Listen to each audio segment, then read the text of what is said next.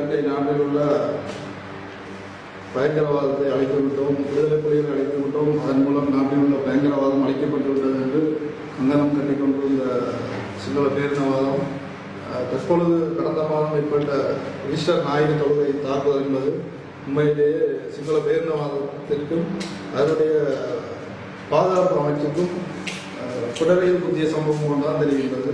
இந்த விஷயத்தை நான் எவ்வாறு சொல்லலாம் என்று சொன்னால், பெரும்பான்மை சிங்கள மக்கள் ஒன்றை விளங்கிக் கொள்ள வேண்டும். விடுதலை புலிகளை அழித்து விட்டோம் என்று கொந்தளிப்பில் இருந்த இந்த பேரினவாதம் அல்லது சிங்கள பேரினவாதத்திற்கு முஸ்லீம் பயங்கரவாதம், சர்வதேச முஸ்லீம் பயங்கரவாதம் என்பது அவர்களை அழித்துவிட்டது. அதாவது கிறிஸ்தவ மக்களை இலக்கு வைத்து தாக்கப்பட்ட இந்த சம்பவத்தின் மூலம் ஒட்டுமொத்த பெரும்பான்மைக்கு முழுவில் அல்லது குரலில் அழைத்து விட்டது என்றுதான் சொல்ல வேண்டும். ஏனென்று சொன்னால், எதிர்பாராதமாக அவர்களுடைய தாக்குதல் சம்பவம் நடைபெற்றக்கூடாது. இது ஒரு மிகவும் கண்டிக்கத்தக்கதும் மிகவும் வருத்தத்துக்குரிய ஒரு விடயமாகும். ஏனென்று சொன்னால், விடுதலை புலிகள் தான் பயங்கரவாதிகள், அவர்களை நாங்கள் அழைத்து விட்டோம்.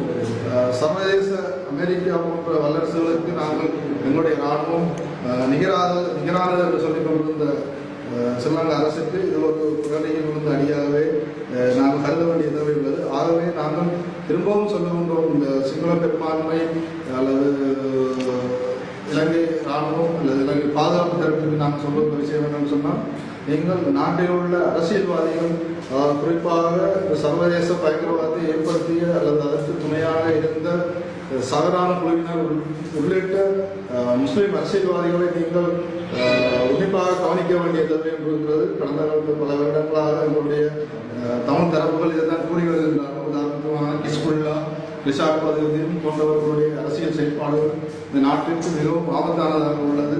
அவர்களை நீங்கள் மிகவும் உன்னிப்பாக கவனிக்க வேண்டும்.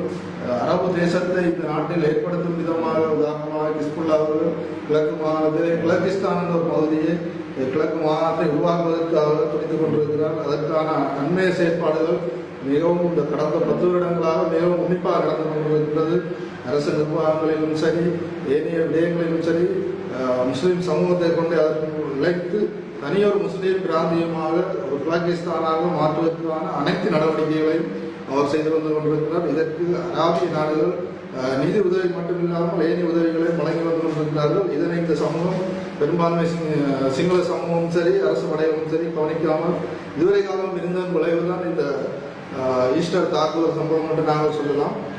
இனிவரும் காலங்களிலாவது நாங்கள் பெரும்பான்மை மக்கள் என்று சொல்லுகின்ற சிங்கள சமுதாயம் தங்களுடைய பெரும்பான்மையை மக்கள் தொகையில் மட்டுமல்லாது தங்களுடைய இணைய நிர்வாக நடவடிக்கைகள், அரசியல் செயற்பாடுகள் போன்றவற்றில் தக்க வைத்துக் கொள்ள வேண்டுமாக இருந்தால் இந்த முஸ்லீம் அரசியல்வாதிகளை கட்டுப்படுத்துவது, அவருடைய சொத்து மதிப்புகளை பகுப்பாய்வு செய்வது, ஆராய்வது, அதனுடைய பின்னணி சம்பந்தமாக அறிவது, அதில் கொலைவிட்டவர்கள், கொள்ளையடித்தவர்கள் போன்றவர்களை விசாரணை முற்படுத்தி தண்டனை கொடுப்பது என்பது மிகவும் அவசியமான ஒரு தேவையாக இந்த பெரும்பான்மை சிங்கள சமூகத்திற்கு இருக்கிறது என்பதனை நான் சொல்லி வைக்க விரும்புகிறேன்.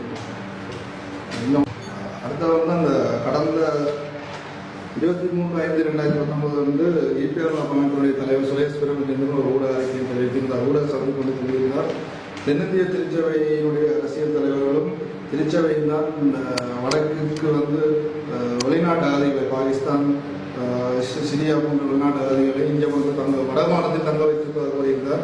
நான் அவர்களுக்கு சகோதரர் சுரேஷ் பிரேமச்சந்திரன் அவர்கள் சொல்லி வைக்க விரும்புகிறேன். நீங்கள் உங்களுடைய அரசியல் காழ்ப்புணர்ச்சி காரணமாக திருச்சபையை அரசியலுக்குள் எடுத்து ஒரு வங்குரோத அரசியல் செய்வதை இந்த சம்பவத்துடன் நிறுத்திக் கொள்ள வேண்டும்.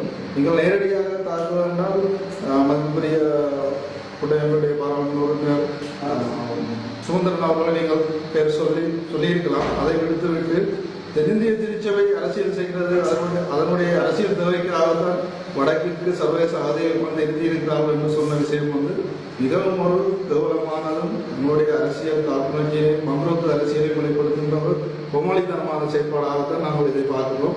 அவை இவ்வாறான ஒரு கேவலமான அரசியலை இனிமேலாக நீங்கள் செய்ய வேண்டாம் என்பதை நான் உங்களுக்கு சகோதரர் சுரேஷ் பிரபு அவர்கள் சொல்லி விரும்புகிறேன். அடுத்ததாக இந்த மட்டக்களப்பு வெற்றிகள் அந்த சரியா பல்கலைக்கழகம் ஒரு ஹிஸ்புல்லா என்ற தனி அரசியல்வாதிகளுடைய அவருடைய குடும்ப நிறுவனத்தினுடைய சொத்தாக இருக்கின்றது. இதனை நாங்கள் முற்றுமுழுதாக அரசாங்கத்தினுடைய நடவடிக்கைகள் கொண்டு வர வேண்டும். ஏனென்று சொன்னால் சரியா பல்கலைக்கழகம் என்று சொல்லிக்கொண்டு அங்கு தொழில்நுட்பப்படம் அந்த புடம் இந்த புடம் இருப்பதாக கூறிக்கொண்டு சர்வதேச பயங்கரவாதத்தினை இந்த பல்கலைக்கழகத்தில் தான் இதுவரை காலமும் கற்பித்துக் கொண்டு வந்திருக்கிறார்கள். இதனுடைய விளைவுதான் சகரான் உட்பட்ட குழுவினர் நாட்டில் இந்த இலங்கை திருநாட்டிற்கு மிக மோசமான பயங்கரவாதத்தை ஏற்படுத்தி இருக்கிறார்கள். ஆகவே சரியா பல்கலைக்கழகத்தை உடனடியாக அரசாங்க கட்டுப்பாட்டிற்கு கொண்டு வர வேண்டும். அமைச்சர் சம்பிக்க ரணவக்க கூட கூறியிருந்தார், அதனை அரசின் கீழ் இயங்குகிற ஒரு தனியார் பல்கலைக்கழகமாக கூட நிர்வகிப்பதற்கு தகுதி இல்லை. பூரணமாக முற்றுமுழுதாக அரசாங்கத்தின் கட்டுப்பாட்டில் கீழ் கொண்டு வர வேண்டும் என்று சொல்லியிருந்தார். அதனை தான் நாங்களும் வலியுறுத்தியுள்ளோம். அது மட்டும் இல்லாமல் நாட்டில் உள்ள பள்ளிவாசலின் கீழ் இயங்குகின்ற மதரசாக்களை கல்வி அமைச்சின் நேரடியாக கொண்டு வந்து இந்த நாட்டில் உள்ள மூவின மக்களுக்கும் பொதுவான ஒரு கல்விக் கொள்கை, பொதுவான மத கொள்கைகள் தான் பின்பற்றப்பட வேண்டும். முஸ்லிம் மதம் இருந்தாலும் தனியார் அமைச்சர்கள் இல்லாமல் அதனுடைய தேவைகள் அனைத்தும் பொதுமயப்படுத்த வேண்டும், அனைவருக்கும் சாதகமாக இருக்க வேண்டும் என்பதை நான் குறிக்கொள்ள விரும்புகிறேன். அது மட்டுமில்லாமல் காத்தான்குடியில் உள்ள புராதன பழமைவாய்ந்த நூதன சாலை ஒன்றுள்ளது. அதில் அனைத்து நாட்டினுடைய வரலாறுகள் அனைத்தும் மாற்றம் செய்யப்பட்டு தான் உள்ளது. என்று சொன்னால் உதாரணமாக நாங்கள் எங்களுடைய இலங்கை திருநாட்டில் போலீஸார் போலீஸ் தினம் கொண்டாடுகின்றார்கள். அந்த போலீஸ் தினம் எவ்வாறு வந்ததுன்னு சொன்னால் இலங்கை நாட்டினுடைய முதல் கடமை நேரத்தில் உயிரிழந்த ஒரு போலீஸார் ஒரு முஸ்லீம் போலீஸார். ஆகவே அந்த வரலாறு அனைத்தும் மழுங்கடிக்கப்பட்டு விட்டது. ஆகவே நாங்கள் அந்த வரலாற்றை எங்களுடைய சந்ததியினருக்கு தெரியப்படுத்துவதற்காக தான் வாரான பழங்கால நூதன சாலை அமைக்கப்பட்டு வருவதாக கூறுகின்றோம். ஆகவே நாங்கள் இந்த அரசாங்கத்திற்கு கூற வேண்டிய ஒரு விஷயம், நீங்கள் உங்களுடைய பெரும்பான்மையை தக்க வைக்க வேண்டுமாக இருந்தால், இந்த நாட்டில் உயிர்நீத்த படை வீரர்களுடைய தியாகங்களை மதிக்க வேண்டுமாக இருந்தால், இந்த முஸ்லீம் அரசியல்வாதிகளை பூர்ணமாக கட்டுப்படுத்துங்கள். அவர்களுடைய சொத்து மதிப்பு, அரசியல் நடவடிக்கைகள், வெளிநாட்டு கொள்கைகள், அவருடைய பேச்சுகள், போக்குவரத்து போன்றவற்றில் பூரணமான ஒரு விளக்கத்தை ஏற்படுத்தி நாட்டுக்கு இனிமேல் ஒரு சர்வதேச பயங்கரவாத அச்சுறுத்தல் வராமல் மூவின மக்களும் சந்தோஷமாக வாழ்கின்ற ஒரு சூழ்நிலையை ஏற்படுத்துமாறு அனைத்து அரசு தரப்பினருக்கும் நான் கேட்டுக்கொள்ள விரும்புகிறேன்.